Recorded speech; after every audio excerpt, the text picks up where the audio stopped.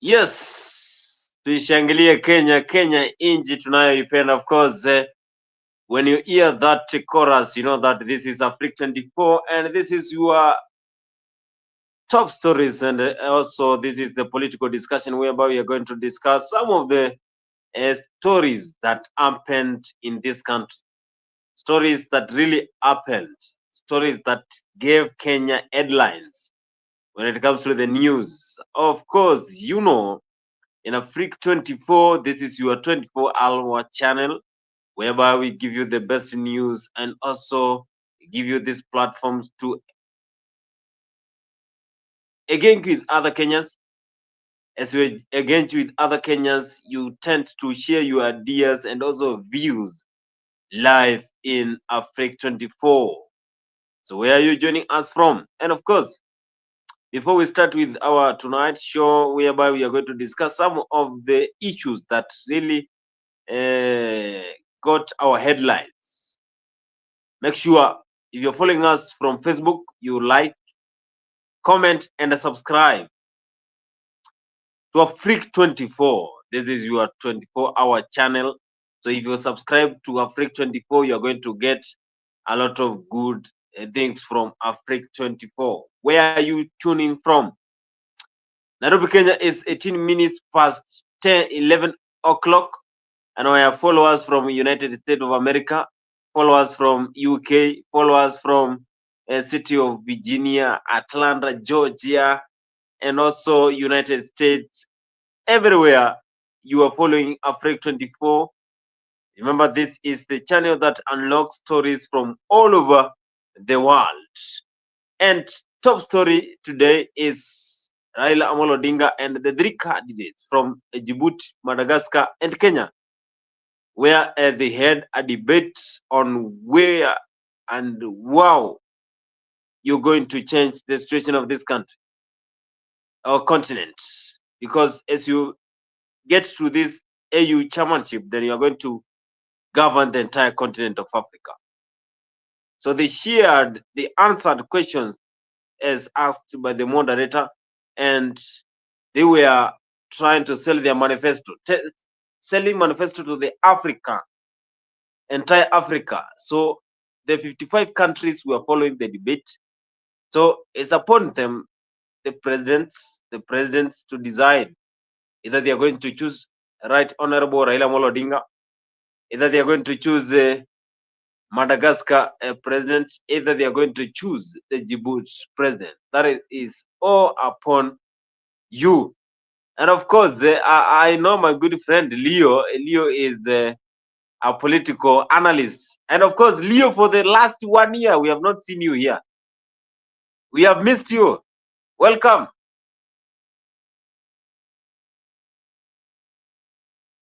Nyambaya.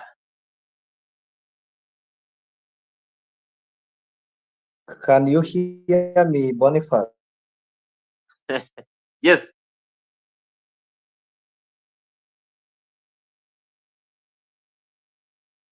Yes, Leo, you got to go ahead. Do you think Baba is the best candidate for the AU chairmanship? Because you saw the Madagascar president and also the Djibouti when they were selling their manifesto to the entire continent of Africa. Baba, uko wapi? Can you hear me? Yes. Oh, great. I'm saying I'm really fine. I'm glad to see you and to join you at this wonderful night.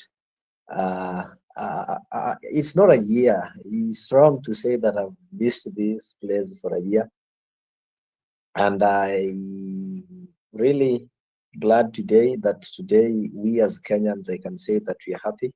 And one of our greatest son really decided to give one of the best displays I've ever heard from him in the recent political appearance. So the debate that just happened hours ago in Addis Ababa has proved that Kenyan candidate is really determined and is fit for the task. Our son Raila has portrayed his deep understanding of not only African history, but the challenges that African is facing some of the dreams that Africa have, and how these dreams are going to be achieved when he will finally be given the mantle to head the powerful decision-making organ that is the African Union Commission chair. So as Kenyans, we just have to congratulate Mr. Odinga for giving that world-class display. And at least for the first time, I can say that the speech or the debate that happened today have really flattened the African mountains. And Africa is now flat. We don't have the mountains and the milimas that were there before. Otherwise, I hope you're good, and looking forward for today's discussion as we engage the viewers on the political Yes, in that is politics. my We are good friend discussing. Leo. And Leo is saying that he's happy for what Baba said today. But others are saying that Baba is not well equipped with this debate. But from my own point of view, I saw Raila Odinga giving some of the best responses from that debate. And maybe if he is going to win the elections for the AU, then that will be the pride of Kenyans who support Baba Raila Odinga, because this seat is more, it has more power as compared to the president of the Republic of Kenya, where Raila has been looking to get into this state house, but now he is looking forward to joining as the AUC, that is the chairman of AUC, and Raila Odinga is always there to support Kenyans. Others are saying that if Raila might not clinch this AUC chairmanship, then maybe he might just come back there as a local politician. Again, he joined the 2027 general election. So Raila Odinga, maybe if he is not going to win, some of the leaders have been giving their suggestion on what will happen if he's not going to win the elections. What might happen if he is not going to win the election? Maybe he's going to come back to the local politics and start to compete with William Ruto for 2027. Just asking Leo, do you think that Raila might come back to the? Do you think that Baba will win these elections to start? I think, Bonnie, I don't know if I'm audible. That is just what others people are wishing. I don't know what disease they're suffering from. As a patriotic Kenyan, the first thing is that we need to pledge our loyalty to the nation of and Republic of Kenya, if not to pledge our loyalty to the President of the Republic of Kenya. When I was young, I think we used to be taught about patriotism, and it was really part and parcel of our lives. And we would sing what is called the loyalty pledge. So I do believe that anybody who is residing within Kenya and calls himself or herself as a patriot, somebody who loves the country, cannot go an extra mile and wish a Kenyan candidate bad luck or think of a Kenyan candidate losing. In that, it's these people should just denounce their citizenship, because that is a lack of loyalty. So we are having a strong candidate. If you know the debate, I'm very much sure that the debate is not going to decide on who is elected, or is not going to have much influence the election. Most countries, as at today or as at now, have already been swayed, and they know which country they're specifically going to vote for. Now, for example, the countries in the East African Commission are unanimously going to vote for the candidacy of Kenya. That is Raila Odinga, whether they have personal differences or not, whether their citizens cry, shout, wail, or do anything. That is a resolution that they made. We've had this Ambassador Ogembo and the team that have been really doing some campaigns. So, of course, you saw them last week. They were in West Africa, and the only remaining part that they are going to embark on next week is the southern parts of Africa. So those are some of the things that are going to determine how these people are going to vote. But I have a belief, and with the patriotism in me, I do believe that Raila is going to bring back the seat and the Kenyans are going to triumph. We are powerhouse. We cannot challenge by disorganized countries like Djibouti.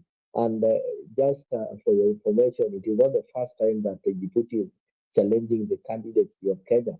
They've done it not once, not twice, and in any attempt, we've always shown them dust, and this one is not an exception. So anybody who sleeps and dreams that Mohamud is going to triumph over a Kenyan candidate, that person should wake up and shed off that kind of dream.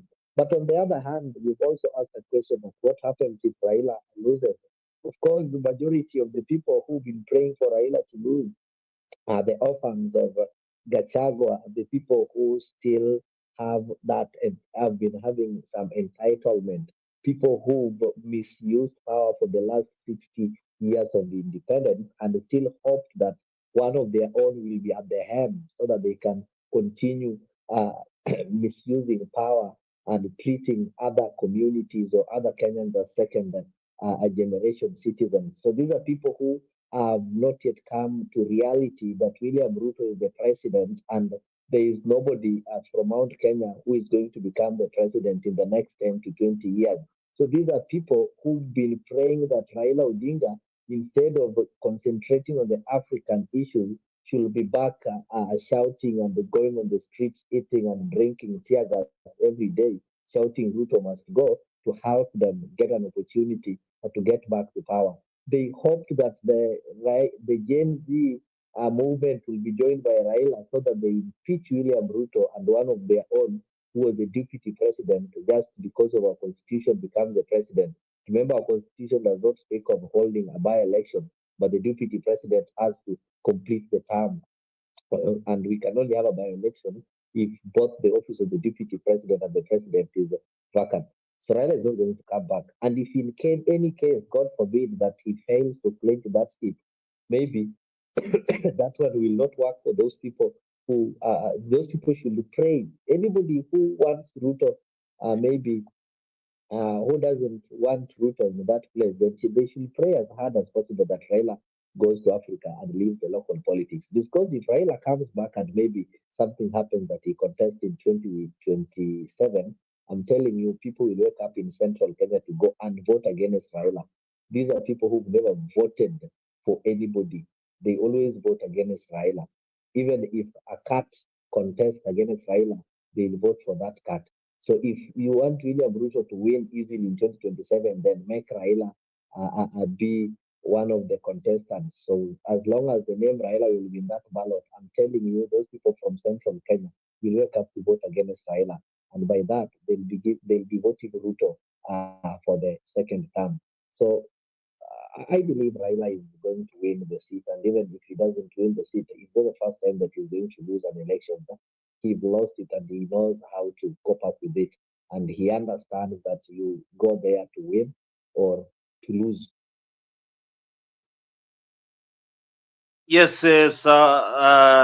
some of the wonderful submission from Leo Nyabaya, and is giving his views about if Baba is not going to clinch this AU chairmanship, whereby he has been given this authority by William Ruto. You know, the first candidate to vote for Raila will be William Ruto in 2025, whereby is the one who launched Baba Raila Odinga to go and vie for this AU candidate, which really pushed a lot of Kenyans who supposed Raila to join William Ruto, because they thought that he is now giving back to the president, former Prime Minister Raila Odinga. But we have a lot of it in this country, whereby some of the leaders are saying that 2027 is going to be an easy one. So if Raila maybe comes back, also we have Matiangi there, Kalonzo Musyoka, Martha Karua is still there, Murara Kebaso. So some of the leaders are there and they want to fight for Will Ruto so that he can maintain the presidential seat. Others, they are saying that it is very early in the morning, whereby they are going to make sure Ruto is not going to win the election. Gachagua, after the impeachment, of course, he has been going all over the country so that he can have these press briefings, and also when given permission to talk in church, then he will always say something about the government. That is the former DP Rigathi Gachagua. Nyambaya, do you think that Gachagua is cooking something for 2027? Maybe there is some marriages between Gachagua and Kalonzo, or what is cooking, because he has never been silent after the impeachment. Others are saying it is a result of anchor issues. Bonnie, sometimes we need to be realistic. Once your car has gotten an accident and it has been written off, that is the end of it. Our constitution speaks clearly that once you've been impeached, one of the repercussions of impeachment is that you cease to hold the public office. That is, you cannot hold any public office. So, talking of the Chagwa and 2027, I don't want to call it ignorance, but I want to say it's somehow comedy or some dreams or thinking of something else. Gachagua was impeached. He didn't resign. He wasn't maybe de-elected. He was impeached. And once you're impeached, you cease to hold a public office. So there's no public political office, any public office that Gachagua can hold in 2027. So how will he be planning something that is not part of? We won't be talking of Gachagua if he was a kingmaker. He's not a kingmaker. He has never been one, and he can't be one. So Gachagua cannot go and hold somebody's hand. We know kingmakers in this country, and we know people who cannot be kingmakers. Raila has been a kingmaker. Even if he's not in the ballot, he can come and hold your hand, and people might or may vote for you. But Gachagua doesn't have got that capacity. Gachagua, his only power was that he was a deputy president. And now that he's been impeached, he cannot even hold his own meeting, even in his own village. He need to wait for somebody to die in his own village so that he can attend a funeral. He can get crushed in other people's meetings. He can't call his own meeting. So for Gachagua, planning something that is laughable. Anybody else can plan something for 2027. You can plan something for 2027, and somebody can approach you to make an alliance with you for 2027, a political alliance, than approaching Gachagua. So anybody who still follows Gachagua and people like, you see people around him are people who are impeached, people who cannot hold any public office, like this man, former governor Waititu. So even the people of Central have grown some brains, and this is not the time that they are going to do the mistakes they used to do of replacing Kabogo with an illiterate Babayao or such kind of things you've seen them doing in their elections. And I'm telling you, there's some people have been saying that you see those people who are against Gachagua in Central Kenya are not going to be re-elected. If you've studied the election patterns and the sequences in this country, you'll find that Central Kenya, 80% of elected members are never re-elected. The chances of the election are normally high in places like Nyanza, Western, and Coast. But when you come to Mount Kenya, each and every 5 years, they normally send 80% of the elected leaders home. So anybody who is elected in Central goes there knowing that we have to eat for 5 years.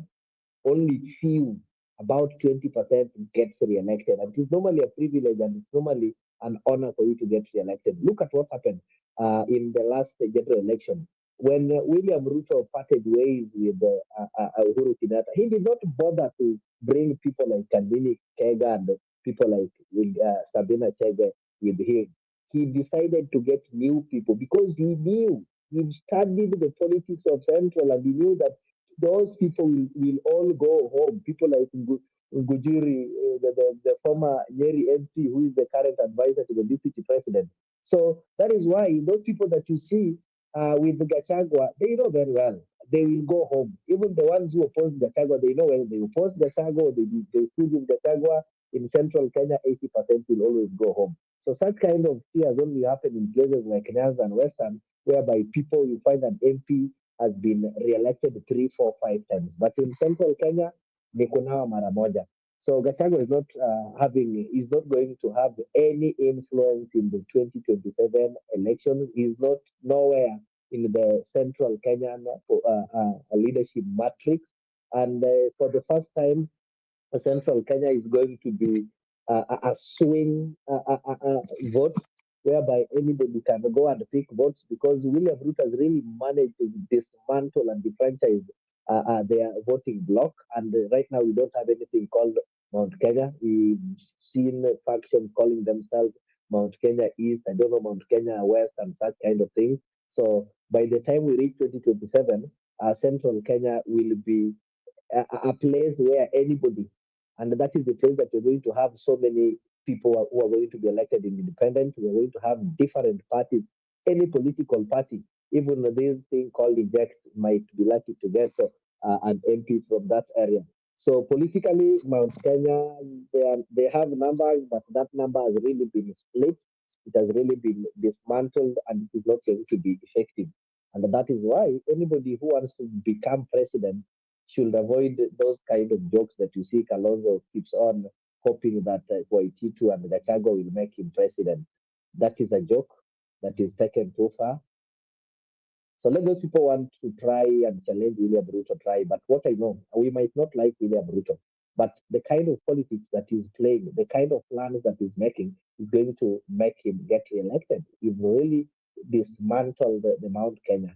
There are some people also coming calling themselves Jameses and that kind of things.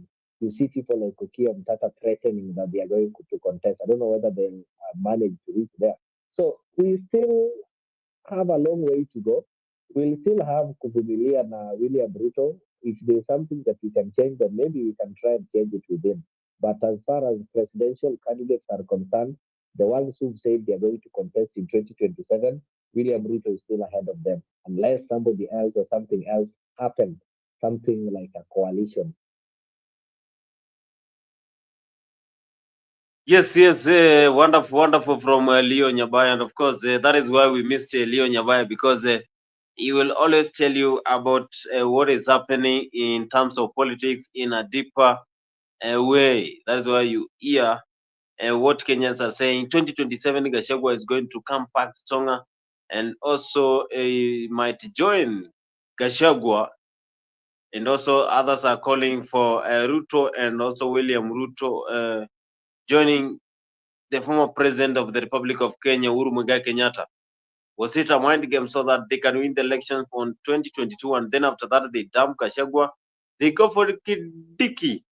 That is what some of the Kenyans are saying. And Gachagua, of course, he has been trying to defend himself, trying to act so good man so that he can win the hearts of the Kenyans in 2027. Because as it stands, Kithure Kindiki is now the current DP or the deputy president of the Republic of Kenya. Let's take a look on what Gachagua has been saying while in this church. Kwa sababu nimeangalia yale mumepangia Mwenyezi Mungu ni makubwa.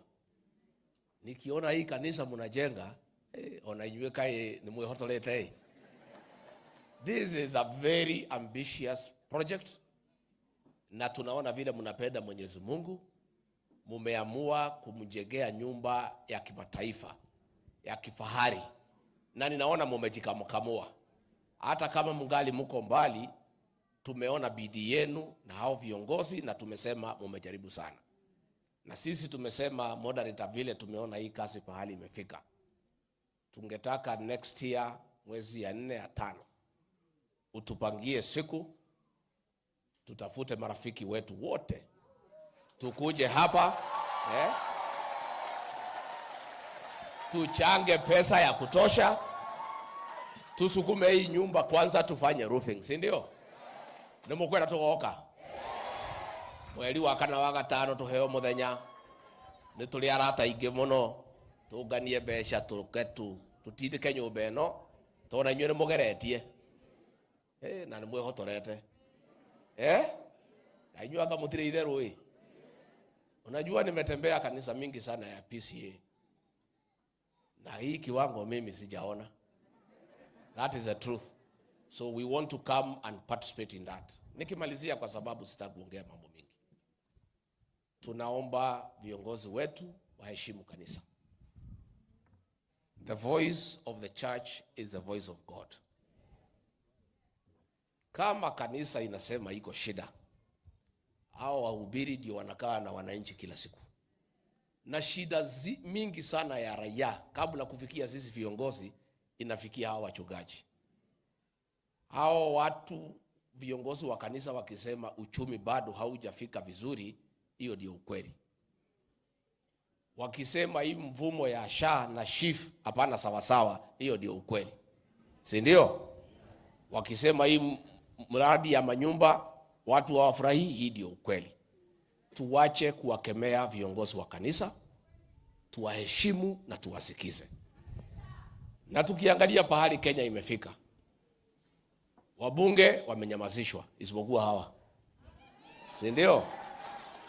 Maseneta wamenyamazishwa, kila mtu amenyamazishwa. Kanisa isipoongea si tutakwisha? So we want to encourage the Church of Christ to continue standing with the people of Kenya. Asante sana. Moderator, kwanza niseme asante sana kwa kutupatia nafasi kuja katika hii ibada ya Elder Penina. Mimi nimefurahi sana watu ya Mweki, kwa sababu nimeangalia yale mumepangia Mwenyezi Mungu ni makubwa. Nikiona hii kanisa mnajenga, onaiweka ni mwehotolete. This is a very This is Gachagua, who has been speaking in some of the churches, and he has been really condemning the government. He has been criticizing Kenya Kwanza government, and this is a government that he served in, and after his failure, whereby they are saying he failed as the deputy president, they just tried to impeach him, and the impeachment was successful, and now Gachagua is no more there in the DP position. Indiki is actually the current DP, that is the deputy president of Republic of Kenya.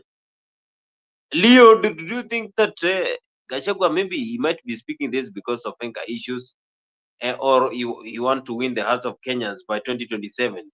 Maybe he is taking this as a big chance, a golden chance for trending the country, so that Kenyans can know who is Gachagua. So by 2027, it will be easy for Kenyans to vote for him. I think Gachagua campaigned together with William Ruto, and he was a deputy president. And I don't know why I think will just change all of a sudden. Maybe he's somebody who saw how William Ruto tried to sabotage Uhuru Kenyatta so that he can win some sympathy. But he never knew that, there are some of the things that normally keeps on changing. You do this, if you do things the same way, you don't and expect different results, it won't happen. So William Ruto did what Gachagua was trying to do, and he knew the end game, and that is why when he finally realized that Gachagua was part of sabotage and Gachagua was being used to undermine his government, he did not take a chance. And that is why you saw that impeachment was done as fast as it was. And William Ruto would not have wanted an impeachment to go through because, number one, that impeachment proved to Kenyans that, impeaching a president or the deputy president is not that hard as people thought. Initially the constitution made it appear that it was something that is next to impossible. Remember when people thought of impeaching Uhuru Kenyatta and such kind of things, the threshold was so high.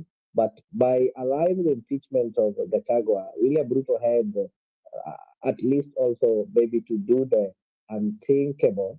And he knew very well that after this impeachment, already the threshold of impeaching him as the president has been lowered. And right now, you can easily impeach a president based on the precedents that had been set.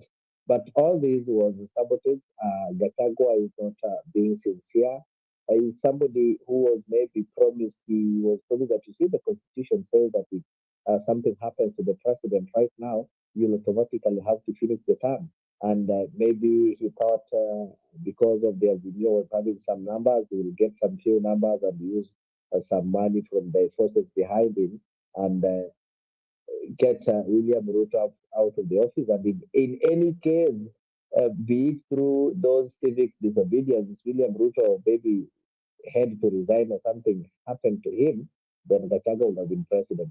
But that did not happen, and I hope where he's seated right now, he's regretting his actions. And there's someone that is making in the church. I don't blame it, but I'll blame our church. Bonnie, currently our church, the services or the sermons have become so boring that for you to find, initially people would go to church and spend like 4 to 6 hours listening to the sermon from the preachers. But our preachers have found that preaching Christ and preaching what they ought to preach in the church is so boring to an extent that they give politicians more time than the one they take to give you the sermon. So to keep the congregants in these services, they need a politician or a comedian. And if you go to most of the churches, the pastors like Inganga have turned themselves in comedians, or they invite professional comedians to keep you in church. And if asked whether they want to go and give these sermons or anything else, they will prefer to go. The only thing that brings them physically there is to collect those offerings. And that is why most of them currently are active online, because in those places they can entertain you and send money. So the church has become so boring until the politicians have to be given a platform. And most of these church services nowadays, they're normally days whereby you go and you give a politician, like politicians take like 3 hours and the sermon take 30 minutes. So Kenya, we blame the church leaders who turned their pulpits into the political arena. And they've created a crop of lazy politicians who cannot even have an audience. So most of them, initially, they will go wait for the market days or when there's a jam there at Githurai.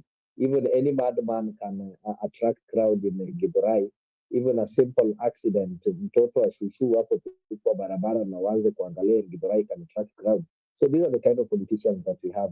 So what I know is that whether he gives someone in one church to another, he cannot vie for any position in Kenya constitutionally, and he doesn't have influence outside his constituency. That is a fact that Uhuru Kenyatta already retired. So somebody else maybe can have an impact, but for Gachagua, he is just somebody who is bitter. And he's in the stage of, once you get, how do you call it? You've not yet accepted what happened. When you get depressed, there is that stage whereby you have to come to reality and accept what has happened is when you heal. So he's in the process of healing. By February next year, when Raila will be crowned the AUC chairman, I think he will have healed and all this kind of noise will end. Yes, perfect, Leo Nyambaya, for this wonderful submission here in AFRIQ24. So if you're following us here for the first time, remember, if you're following this conversation through Facebook, you just need to go to the YouTube channel there, search AFRIQ24. You like there, comment, and subscribe to this wonderful and big channel, which gives you this platform. And always we make sure you get the best news as they are produced in this country. So we are talking about Gachagua also joining the government after being impeached, and also he has been criticizing the government with a lot of saying that when he was in the government, he was not given the power to talk. Now, because he's out of the government, then he is going to talk and try to control the government. In the United States, it did not come from his heart, so there was no need to clap for him. Mimi nauliza tu, I would like to ask my brother, President William Ruto, kwa heshima kubwa sana, to take time to read the book of John, chapter 8, verse 31, which says, and you will know the truth, and the truth shall set you free. Let him agree to listen to the people of Kenya, because it is the people of Kenya who gave him that job. The people of Kenya are his bosses. It is so sad that it has to take the intervention of the American government for us to listen to what our people are saying.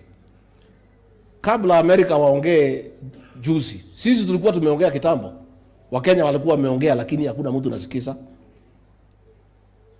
Siku kulikuwa mambo ya avocado, huyu mreu alikuja kuniona. Taxation ya watu ya makorofia. Wakulima wakiwa wamelia, they came to see me. Nikaita hiyo watu ya avocado kuwasikiza. Niliitwa nikasomewa, nikaambiwa niko na ukabila because walikuwa wametoka Murang'a. Siku tumekuwa na shida ya taxation ya watu ya biashara pale Nyamakema, pale Taveta Road, pale Nyamakema. Walikuwa nalipa container 2.5 ikaongezwa mpaka 3 million, nikawaita kuwasikiza, nikaambiwa ni ukabila. I want to ask our government, tulichaguliwa na watu, tusikize watu. Na kanisa litatusaidia sasa, kwa sababu pale kwa serikali mimi peke yake ndio nilikuwa naongea. Yule amepewa kiti yangu hawezi ongea, si mfanyikazi ya rais. Anaweza sema kitu? There's nothing he can do. Ministers are appointed. There's nothing they can do. What the president says, wanasema. Sasa what is shocking us ni hii ya bunge. You know, we can't believe it. Wabunge walienda wakapitisha Finance Bill 2024. Mimi nilikuwa kwa cabinet, peke yangu ndio nimepinga. Nikasema nikisikiza raia hawataki hii maneno, mheshimiwa rais, tafadhali tusiwasukume wa Kenya, watatuletea balaa. Rais akasema bana, you don't have to do what is popular, you do what is right. Nikamwambia that's okay Mr. President, but if the majority of Kenyans who elected us and we are democracy are saying it is not right, how can we insist it is right? So hakuna mtu pale anaweza ongea. Sasa wabunge finance bill wakapitisha, na nyinyi wenyewe mmekataa. Saa ile lilete bala, rais akawaita pale. Wale kwanza viongozi ya Mlima Kenya ndio walipangwa pale mbele. Niyo maige tugetikia mbere. Mathe kaga makoneka ria gituri. Ate muthamaki ni yaria akuganya muyo ti njega no ruhe marahura, na niyo mahitukitie. Siku wameitwa ati wanitoe, wamepewa pesa, wengine wametishwa. Senator moja ameenda Kirerembe, ameulizwa kwa nini ulitoa Rigiji, anasema niliitwa State House nikaambiwa. Sababu ilikuwa gani? Hata hakuuliza sababu. Juzi mambo ya Adani, wanapiga debe, Adani ni mtu mzuri nini. Rais kusema hii Adani ni mkora vile wazungu wamesema. Wakanaamuka wanaita rais ati Igwe. Si mliona? Igwe. Mliwaona? You know the kind of the quality of our legislators is wanting. Na hapa katika mlima ndimwire haria tutagacoka ringi tutige kora irima riri turi atongoria aria turithuraga mane tugwikira kabiru tondu twathura andu akuhangira nda ciao mane tuona uru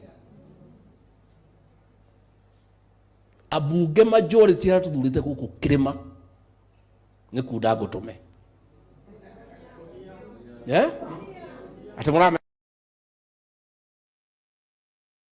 That is the former DP Gachagua, and he is saying the former. You see that the current DP is a worker of the president. He works with the president. You're also questioning he told you the governance of the country by the Kenya Kwanza government.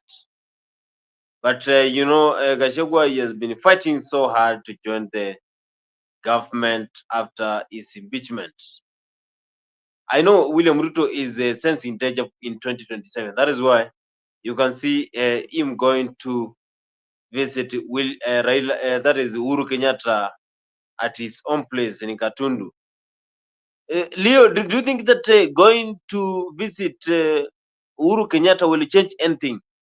Or there is a game that is being played between Uhuru and Ruto? No, if I've listened to that video, I think sometimes the people like Gachagua can still get audience. And I don't know why these people choose to go to church. It seems when you go and speak this kind of things to church, they don't go to town hall where there are people who will engage and ask them. In church, you don't ask questions. The only thing you say, hallelujah and amen. And somebody talking of, I've heard him talking of the avocado tax. He's forgetting that these levies were discussed by the members of parliament. And if you look at the committee, the people who passed it, most of them, majority of them, were members of parliament from central Kenya. So how is this the problem of the president? The president does not sit in parliament. So if these members, so what he needs to tell his people that his people elected idiots. The people of Central, the voters of Central, are the ones who elected these idiots to parliament. So they should eat their pie. You can't eat your cake and still have it. They should vumilia their clueless members of parliament who were elected because of the UDA euphoria, because of Tugakirata and wake up and go and make calls. These people left people like Ngujiri Wambugu, they left people like Sabina Chege, they left people like Kanini Kega, they left people like Lee Kinyanjui, but they went ahead to elect those people you see in parliament who doesn't even know their roles.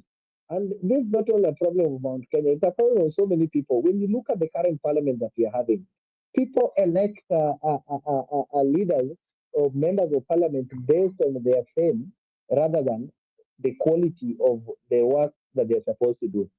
The main work of an MP is to make laws. So imagine your MP is making a law that is going to overtax you or that is going to tax your avocado, then comes to you and blames the president. Yet the president doesn't sit in parliament because this person you elected them because they told you, oh, they're going to manage CDF, forgetting that in the role of an MP is not to manage CDF. I see some people telling me that, oh, you see, Peter Salassi is managing, I don't know, CDF is managed by a CDF committee, which an MP is just a patron there. So you elect somebody like Peter Salassi, and you comfortably just stamp that, oh, we have a leader, Ndio Kiongozi, somebody who cannot make some same laws. What can Peter Salassi help you do in parliament? Look at the crop of MPs that we have in that parliament. 60% of them don't know their roles. The role of an MP is to make a law. The laws that these MPs make are going to, we are going to fail them not only in the time they are MPs for those period of 5 years. Some of them are going to be felt in the next 20 years for these levies or the taxes that they are passing in parliament. Then they'll start blaming the president, who is not a member of that parliament. So the buck stops and starts with the voters. So if you decide to elect the most famous, the most corrupt, the ones who are having big vehicles, the ones who told you how they are walking barefoot while going to school, the ones who told you they were hustlers, and when they go there, I heard some people excited. They're electing this lady called Lynette Toto. And it was like the world was coming to an end. For the first time, we are having the youngest women rep and such kind of things. If somebody asks you today, what has she contributed in that National Assembly that is going to help or maybe the lives of those people who elected her and Kenyans at large? There's nothing. There's nothing. So moving forward, people should check on the kind and the quality of legislators that they are electing. On President Ruto visiting Uhuru Kenyatta, that is a normal thing in leadership. You would see Uhuru Kenyatta was visiting the former President Moi. They would visit President Kibaki. Kibaki will visit Moi, and so on and so forth. So, Kenya, we are lucky. Most countries in Africa, they normally don't have former presidents because it is either the president dies on office or the president gets impeached, or no, not impeached, sorry, but a coup like what happened in Uganda. And sometimes when Museveni comes to Kenya, you normally wonder how come by that time we had two former presidents. We are having Kibaki and Moi. So like how it happened. So if you're lucky to have a former president like what you're having in Kenya, it is normally good to go and visit them. There are some things that when you are there as a president, there's somebody who's been in that seat, they know it better. If Boniface today, I divorce my wife, and you marry that lady, if you want to know how to deal with that lady, well, you need to feel free and come back to me and ask me, what were you doing whenever she did this and that? And that is what Ruto went to do. And that is why we have the office of the fourth president and the former presidents, and they get funded by our taxpayers. So they're supposed to give some institutional information, and they have that institutional experience, so they need to give it to the current president. Just like in parliament, we have ranking members. You normally see the procedure when debates are taking place. The ranking members are normally given opportunity. When somebody who's been in that parliament, maybe serving his or her fourth term, raises his hand to speak, they'll give him the priority before they give some knowledge that the new members are not having. So what the gentleman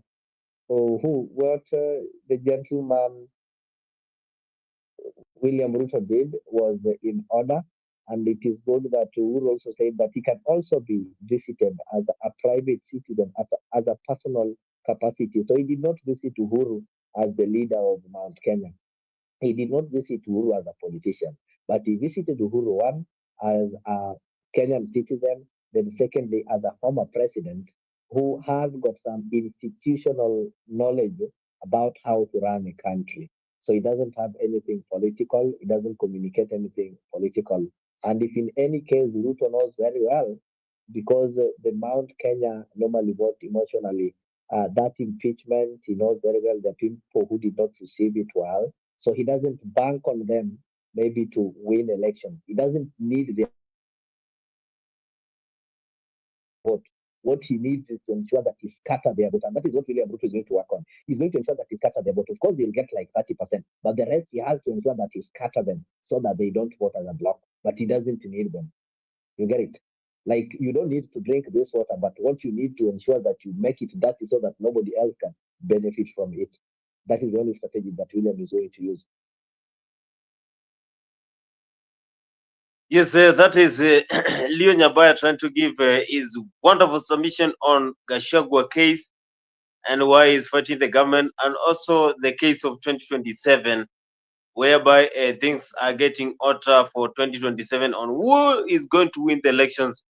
Will William Ruto be the first president to step down after first term, and also the strategies that he's trying to use so that he can win the election in 2027, because we don't have even the IBC, the Independent Electoral Boundaries of Commission of Kenya. We don't have the IBC, whereby a lot of Kenyans are questioning why we don't have the IBC of late.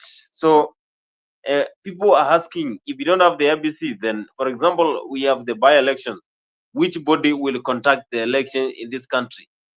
So the likes of Kalonzo Musyoka, Jeremiah Kioni, Patrick Olentutu, the governor of Narok County, a lot of leaders, even Raila Odinga, even the Azimio members, they have been questioning why we don't have the IBC in this country. After what we saw the Cherera for, after the 2022 general election, they resigned. Jeremiah Kioni is one of the leaders who has been speaking, and he is saying that we should reinstate the IEBC, the Independent Electoral Boundaries Commission of Kenya. We should reinstate the IBC so that we can get that service from the IEBC. That is the only board that is independent as judiciary. So if we don't have the IEBC, then, for example, we have the by-elections, and also we have, anything can happen when you are in this life. So if, for example, we want to have the by-election, so who is going to conduct? So Kenyans are calling for the reinstatement of the IEBC. And also you heard Kalonzo Musyoka saying that he had suggested some of the names, but the names were not considered. Who is going to save Kenya? Let's take a look on what Kalonzo was saying when he was addressing the press on the issues of IEBC. Lakini unajua tukikutana namna hii, it's also important. We have a cup of tea, we celebrate, and sometimes even meetings can speak volumes. Like President Uhuru has learned the secret of the power of silence. Yani watu wanang'ang'ana na Uhuru anabeba nini kwa kichwa yake hawajui. So we celebrate him. We celebrate him because all we are saying right now, everybody, including the President Uhuru, is concerned about this matter of IBC. So William Ruto should come out of the slumber and do something. The country is waiting for him. You know, they tell their proxies, because the fellows who have gone to court are the proxies of UDA. Tell your proxies to withdraw the case. Name within the next 1 week the panel, and then the next few months we should have in place an IBC. Ya mengine ya poroja ati mimi naenda kukutana na Ruto usiku. Mimi si mtu aina hiyo. Nikitaka kuona Ruto nitasema kwa Kenya, I'm going to meet him. Nimwambie organize IBC, and I'm not saying I'm meeting him. Yeah, I'm not meeting on IBC. It is his responsibility to do it. But they organized as a judge in Kiambu who had to give an injunction, an order to make sure that the names are not submitted to him. As simple as that. And my brother Weta knows he's part of that conspiracy. He's a very good friend of mine. He should jump out of that conspiracy. Wapeana ya majina. Yeah. Okay. Thank you. People of all types of speculation. Yeah, some others saying I've been going to state out as midnight. Awashindwe sana. Hawa ni waongo wa ajabu. For us, we are very clear on the way forward. In fact, we propose to issue a statement, pre-Jamhuri statement. I know that some people in the media have been saying, oh, we are issuing statement there, but we will do a mixture. We will talk when it is necessary to be able to put these people on their toes, because they are obviously a lying regime and they have been found out. We are calling them out. Just in the matter of IEBC, we've been very clear, right, that when Azimio was given 48 hours to forward the name of the candidate to be in the panel that will constitute the IEBC, we had to adhere to the strict timeline by the court. And we gave the name of Dr. Kokimoli. I think she'll be issuing a statement. But there are people who are afraid of our abilities. They want to get user-friendly candidates. All right? So she had herself won the case. And so this is a matter where the state itself has gone to appeal. They went to court to appeal in a Kiambu court. We have said this before. And then after that appeal, they are not even prepared to prosecute the appeal, meaning they are not even interested. Speaker Wetangula had 1 week after Azimio complied with that directive of the court to forward the names to President William Ruto. But the gerrymander did not.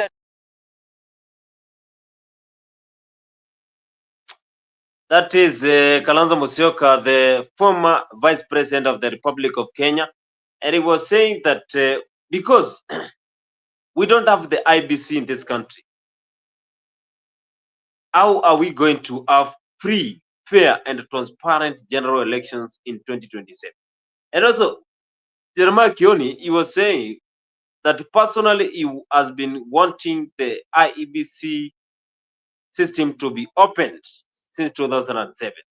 Because you remember in 2007 what happened after the post-election violence.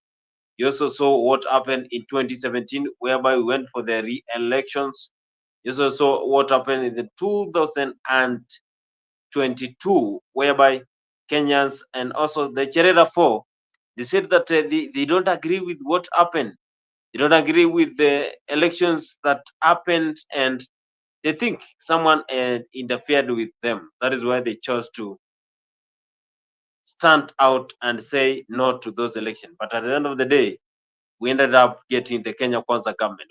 So that is what Kenyans are requesting, that we have the IBC being restated anytime, immediately. So if you're following us here for the first time, remember this is AFRIQ24 top stories here, and we are discussing here live as we try to give you the ideas and also enlighten you on what is happening. Make sure to subscribe, like, comment, and share to AFRIQ24 News, because this is where you get the best news 24/7. Tunasonga mbele watu wote wa Jamhuri Kenya yetu. Tunasonga mbele watu wote wa Jamhuri Kenya yetu. Haya sisi sote wananchi tushangilie. Kwa Jamhuri, kwa Jamhuri, kwa Jamhuri Kenya yetu yaenda mbele. Kwa Jamhuri, kwa Jamhuri, kwa Jamhuri Kenya yetu yaenda mbele. Mwaka wa 60 umefika, tangu Kenya iwe huru. Mwaka wa 60 umefika, tangu Kenya iwe huru. Haya sisi sote wananchi tushangilie. Kwa Jamhuri, kwa Jamhuri, kwa Jamhuri Kenya yetu yaenda mbele. Kwa Jamhuri, kwa Jamhuri, kwa Jamhuri Kenya yetu yaenda mbele. Twaenda mbio, Kenya yaenda mbele. Wa elimu twaenda mbele, matibabuni twaenda mbele, viwandani twaenda mbele, na mashambani twaenda mbele.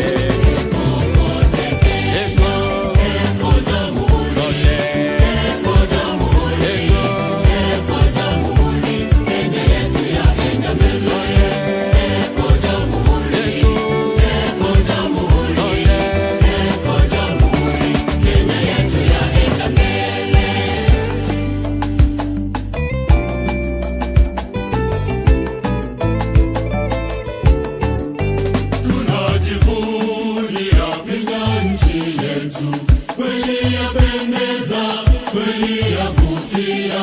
Tunajivunia Kenya nchi yetu, kweli yapendeza, kweli yavutia. Nchi yangu nitaitoloza, nitailinda maishani mwangu. Nchi yangu nitaitoloza, nitailinda maishani mwangu. Ziwa la Victoria linaunganisha Kenya na Uganda, Kenya na Tanzania. Fika Mombasa, mito wa bahari, ogelea maji, jua tamu kuota. Nchi yangu nitaitoloza, nitailinda maishani mwangu. Nchi yangu nitaitoloza, nitailinda maishani mwangu.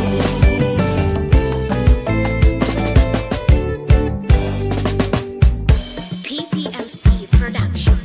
Tushangilie Kenya, taifa letu tukufu, Kenya tunayoipenda, Kenya nchi tunayoipenda, Kenya nchi tunayoipenda, twajivunia sana tukija